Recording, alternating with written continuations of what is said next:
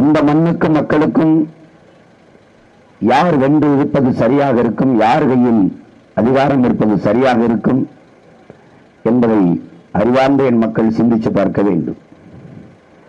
இந்த கட்சிகள் பாரதிய ஜனதா, காங்கிரஸ், திமுக, அதிமுக பலமுறை அதிகாரத்தில் இருந்திருக்கிறார்கள், ஆட்சி செய்திருக்கிறார்கள். ஆனால் அவர்கள் ஆட்சி காலத்தில் செய்த ஒரு நன்மையாவது சொல்லி வாக்கு கேட்க முடிகிறதா என்று பாருங்கள். திமுக அதிமுகவை திட்டும், அதிமுக திமுகவை திட்டும், பாரதிய ஜனதா, காங்கிரஸ் இந்த கட்சிகளால் தமிழ்நாட்டுக்கு, தமிழ் மக்களுக்கு கிடைத்த ஒரு நன்மை சொல்லுங்கள். ஒரு நன்மை இல்லை. இந்திய நாட்டையே ஆண்டார்கள். அரையங்கல வளர்ச்சி சொல்லுங்கள், ஒரு மாற்றத்தை சொல்லுங்கள், ஒரு ஏற்றத்தை சொல்லுங்கள், ஒரு முன்னேற்றத்தை சொல்லுங்கள். ஒன்றும் இல்லை.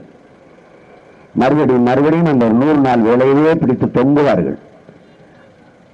400 ரூபாய் கொடுக்கிறோம் என்பார்கள். 100 நாளை 180 நாளாக ஆக்கிறோம் என்பார்கள். 100 நாள் வேலை திட்டத்திலே நாடு நாசமானதை தவிர என்ன நடந்திருக்கிறது? உழைப்பிலிருந்து மக்களை வெளியேற்றி விட்டார்கள். வேளாண்மை செய்வதற்கு ஆட்கள் இல்லை. விவசாயத்தை விட்டு வெளியேறிவிட்டான் என்றால் உணவு தேவைக்கு எவ்வளவு பெரிய பஞ்சத்தை, வறட்சியை, வறுமையை இந்த நாடு மக்களும் சந்திக்க நேரிடும் என்கிற சிந்தனை. சும்மா உட்கார்ந்து இருக்கிறதுக்கு யாராவது அதை வேலை என்று சொல்வார்களா? யாராவது சொல்வார்களா? மனித அறிவாற்றல், உடலாற்றல் எல்லாவற்றையும் உழைப்பில் ஈடுபடுத்தி உற்பத்தியை பெருக்கிற நாடுகள் தானே வாழும், வளரும். இது ஒரு அடிப்படை சிந்தனை இல்லையா? அதை கூட தெரியாதவர்கள்ட்ட நீங்கள் அதிகாரத்தை கொடுத்து விட்டீர்கள். மக்களை எப்படியாவது ஏமாற்றி இனிப்பு பசப்பு வார்த்தைகளை பேசி பேசி வாக்கை வாங்குகிற வேலையைத்தான் செய்கிறார்கள். இங்கே கட்சி அரசியல், தேர்தல் அரசியல் தான் செய்யப்படுகிறது ஒழிய மக்களுக்கான சேவை அரசியல் கிடையாது. சேவை அரசியலோ செயல் அரசியலோ இவர்களுக்கு தெரியாது. வெறும் செய்தி அரசியல் தான். 5000 ரூபாய் கொடுத்து விட்டு 50,000 ரூபாய்க்கு விளம்பரம் செய்வார்கள்.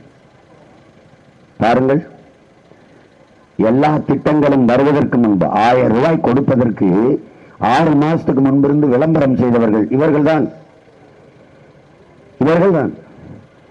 1000 ரூபாய் கொடுத்ததே பேசிக் கொண்டிருக்கிறார்கள். திமுக வேறு எதையுமே பேச முடியல. 1000 ரூபாய் கொடுத்தோம், 1000 ரூபாய் கொடுத்தோம். அதுதான்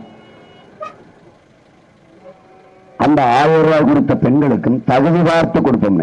எங்க அம்மா எங்க அக்காவுக்கு தகுதியை பார்க்க நீங்க 1000 ரூபாயில தான் எங்க தகுதியை தீர்மானிப்பீங்களா? மக்களின் காசை எடுத்து, மக்களின் வரிப்பணத்தை எடுத்து மக்களுக்கு கொடுப்பதை சேவை என்று எப்படி சொல்வது? என்கிட்ட 100 மில்லி ரத்தத்தை எடுத்துட்டு 10 மில்லி திருப்பி ஏற்றி விடுவதை சேவை என்று எப்படி சொல்வது? இப்ப அந்த 1000 ரூபாய் எதற்காக கொடுக்கப்பட்டது என்று தெரிகிறதா? தேர்தல் நேரத்தில் அதையே சொல்லி காட்டி வாக்கை வாங்குகிற முறையை பார்க்கும்போது, வாக்குக்காக அதையே சொல்லும் போது அது ஓட்டுக்காக கொடுக்கப்பட்ட காசுதான் என்று தெரிகிறது. மக்களின் உதவித்தொகை இல்லை, கலைஞரின் உரிமை தொகை என்று சொல்கிறார்கள். கலைஞருடைய காசு, கலைஞர் உரிமை தொகை வருது. கலைஞருக்கு ஏது அந்த காசு? அதுல என்ன உரிமை இருக்கு? அறிவார்ந்த மக்கள் ஆழ்ந்து சிந்திச்சு பார்க்கணும். ஒவ்வொன்றையும் எந்த அளவிற்கு நம்மளை ஏமாற்றுகிறார்கள், நம்மை ஏமாளிகள் என்று கருதுகிறார்கள் என்று பார்க்க வேண்டும். செய்திகளை உடனுக்குடன் தெரிந்து கொள்ள உடனே சப்ஸ்கிரைப் பண்ணுங்க.